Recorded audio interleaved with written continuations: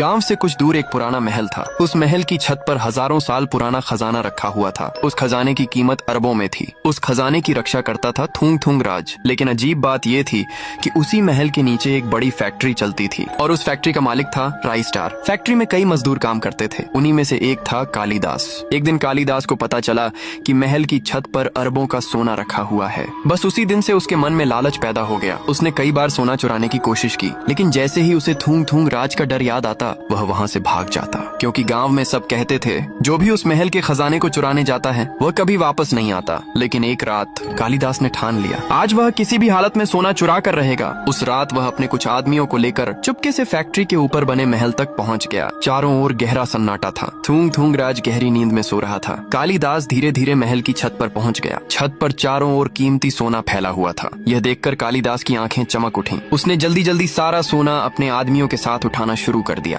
कुछ ही देर में उन्होंने छत पर रखा सारा सोना उठा लिया। फिर वे रात के अंधेरे में वहाँ से भाग गए और उस सोने को एक गुप्त गुफा में छुपा दिया। अगली सुबह जैसे ही थुंग थुंग राज की नींद खुली वह महल की छत पर गया, लेकिन वहाँ का नजारा देखकर वह हैरान रह गया। छत पर रखा सारा सोना गायब था। उसकी आंखें गुस्से से लाल हो गईं। वह जोर से गरजा, राई स्टार, मैं तुझे नहीं छोड़ूंगा। इधर राई स्टार को भी सोना चोरी होने की खबर मिल गई। वह भी हैरान था। उसे समझ नहीं आ रहा था कि इतनी बड़ी चोरी आखिर किसने की। उसी रात थुंग थुंग राज अपनी रहस्यमयी शक्ति से पिछली रात की सच्चाई देखने लगा। कुछ ही पल बाद उसे सच्चाई पता चल गई। उसने गुस्से से कहा, कालिदास, अब तू मुझसे नहीं बचेगा। अब आगे क्या होगा? क्या थुंग थुंग राज कालिदास को पकड़ पाएगा और क्या वह अपना अरबों का सोना वापस ले पाएगा? इस कहानी का पार्ट 2 जल्द आने वाला है।